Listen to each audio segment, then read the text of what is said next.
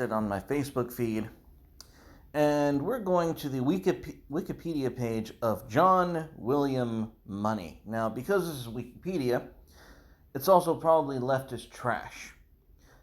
But seeing as this is literally the most, shall we say, complimentary light that we can give leftist trash, let's go ahead and see who exactly this is and what he's done. He is a New Zealand American psychologist, sexologist, and author, specializing in research into sexual identity and biology of gender. He was one of the first researchers to publish theories on the influence of societal constructs of gender on individual formation of gender identity. Money, introduced the terms gender identity, gender role, and sexual orientation, and popularized the term paraphilia, which just means to be sexually attracted to other things, strange things. Paraphilia is the overarching category of every other philia you could possibly imagine. Recent academic studies have criticized Money's work in many respects, particularly in regard to his involvement in the involuntary sex reassignment of the child David Reimer, his forcing this child and his brother to simulate sex acts which Money had photographed, and the adult suicides of both brothers. This asshole was committing tranny suicides before it was cool. Money's writing has been translated into many languages. He's received 65 honors and awards and degrees. He is a patron of many famous New Zealand artists, such as Rita Angus and Theo Schoon. Now, we're going to focus on his controversies. During his professional life, Money was respected as an expert on sexual behavior, especially known for his views that gender was learned rather than innate. However, it was later revealed that his most famous case of David Reimer was fundamentally flawed. No shit. In 1966, a botched circumcision left 8-year-old Reimer without a penis. Money persuaded the baby's parents that sex reassignment surgery would be in Reimer's best interest. At the age of 22 months, Reimer underwent the removal of his testicles. He was reassigned to be raised as female and given the name Brenda. Money further recommended hormone treatment, to which the parents agreed. Money then recommended a surgical procedure to create an artificial vagina, which the parents refused. Thank God. Money published a number of papers reporting the reassignment as successful. During subsequent appointments with Reimer and Reimer's twin brother Brian, Money forced the two to rehearse sexual acts, with David playing the bottom role as his brother pressed his crotch against David's buttocks, which he took photos of, by the way. Money also forced the two children to strip for quote-unquote genital inspections, occasionally taking photos. What the fuck is this nonsense? He justified these acts by claiming that childhood sexual rehearsal play was important for, quote, healthy adult gender identity. Well, we're going to see how well exactly that shit played out. For years, Money reported on Reimer's progress as the John Joan case, describing apparently successful female gender development and using this case to support the feasibility of sex reassignment and surgical reconstruction, even in non-intersex cases. So this is the asshole who pioneered the idea that if you don't have something literally wrong with you, that if there is something inside that is not genetic, if it's only in your mind, that even non-intersex people should qualify for reassignment surgery and surgical reconstruction. This is the man who started it all, and this is his prime case. We're going to go further. Notes from a former student at Money's laboratory state that during the yearly follow-up visits, Reimer's parents routinely lied to staff about the success of the procedure. Reimer's twin brother, Brian, later developed schizophrenia. David Reimer's case came to international attention in 1997 when he told his story to Milton Diamond, an academic sexologist who persuaded Reimer to allow him to report the outcome in order to dissuade physicians from treating other infants similarly. Soon after, Reimer went public with his story, and John Colapinto published a widely disseminated and influential account in Rolling Stone magazine in December of 1997.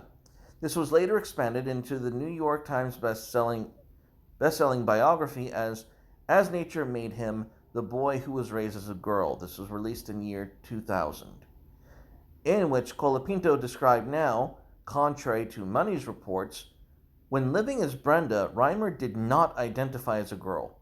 He was ostracized and bullied by his peers who had dubbed him Cave Woman, and neither frilly dresses nor female hormones made him feel female. On July 1st of 2002, Brian was found dead from an overdose of antidepressants. On May 4th of 2004, after suffering years of severe depression, financial instability, and marital troubles, David committed suicide by shooting himself in the head with a sawed-off shotgun at the age of 38. Reimer's parents stated that Money's methodology was responsible for the death of both of their sons. No shit. No fucking shit. This child literally had himself mutilated and abused. He was abused. He was forced to play out a fantasy that wasn't real to satisfy the mad theories of a psychopath. Money argued that media response to the expose was due to right-wing media bias, sounding familiar, and, quote, the anti-feminist movement. He said his detractors believed, quote, masculinity and femininity are built into the genes, so women should get back to the mattress and the kitchen. Hey, I'm not complaining. Not saying he's right, but I'm not complaining, you know what I mean? However, intersex activists also criticized Money, and rightly so, stating that the unreported failure, which it was, had led to the surgical reassignment of thousands of infants as a matter of policy. Privately, I'm just going to take this shit with a grain of salt. Money was mortified by the case, colleagues said, and as a rule did not discuss it. No, he didn't discuss it because he was mortified. He did not discuss it because he was wrong and it disgraced him. Yeah, there's a reason why. Money's own views also developed and changed over the years. Clarification needed. Now here's where it gets really interesting. John Money was critical in debates on chronophilias, especially pedophilia. Chronophilia, for those of you who know Latin. Chrono means time, philia means to be sexually attracted to, give or take, a love for, so on and so forth. So chronophilia is essentially an abnormal affection of those who have vast swathes of time between them. He was critical in debates on chronophilias, especially pedophilia. He stated that both sexual researchers and the public do not make distinctions between affectional pedophilia and sadistic pedophilia.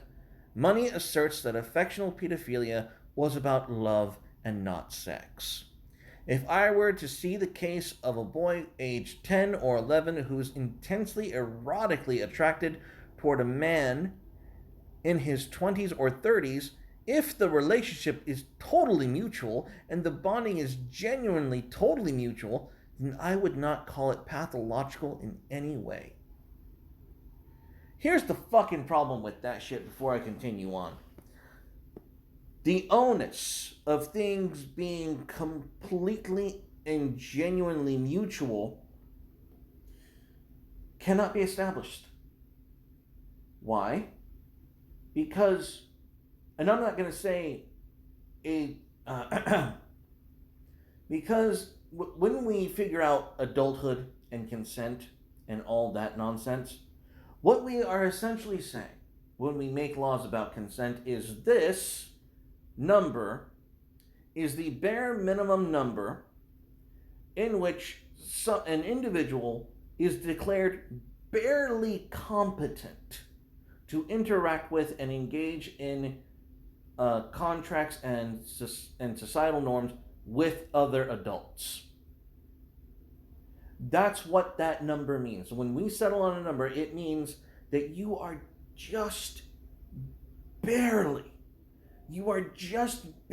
competent to interact with other adults. And when we see a large age gap, like age 10 to a man in his 20s or 30s, there is such a huge gap in psychological, emotional, and mental capability that there is no way that those individuals can interact on the same playing field. It's not even close. It's not even remotely possible for them to engage on the same level, on any level. Not even on a carnal level can these two individuals have anything equal or in common. Now, that's why this notion of totally mutual is complete bullshit. It can't be. Money withheld the view that affectional pedophilia is caused by a surplus of parental love that became erotic? What is this nonsense? What? Held the view that affectional pedophilia is caused by a surplus of parental love that became erotic. No. By definition, parental love cannot become erotic. The moment it becomes erotic, you're a monster. That's them rules, okay? The moment that your parental love becomes erotic, you're a monster. End of discussion. And he doesn't view it as a behavioral disorder. Rather, he took the position that heterosexuality is another example of a societal and therefore superficial ideological concept. Holy shit.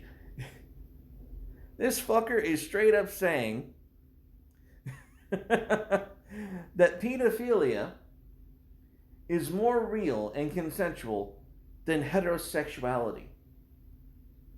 That pedophilia has an actual causal event that's a surplus of parental love, whereas heterosexuality is just another example of societal, superficial, ideological conception.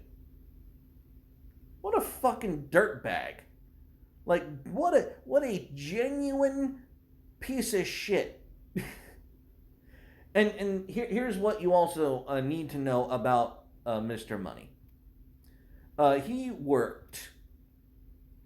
Mr. Money worked, in fact, for the Johns Hopkins Hospital back when they were doing reassignment surgery, when they pioneered the transgender surgeries ever. And that's when these Reimer parents saw him. They saw him as an authority figure who worked at this hospital, who presented some of his patients, and they appeared to be very feminine and very authentic. And what they wouldn't know is that later on, the procedures that Mr. Money were performing were so damaging to the patients that Johns Hopkins actually ceased their transitioning program.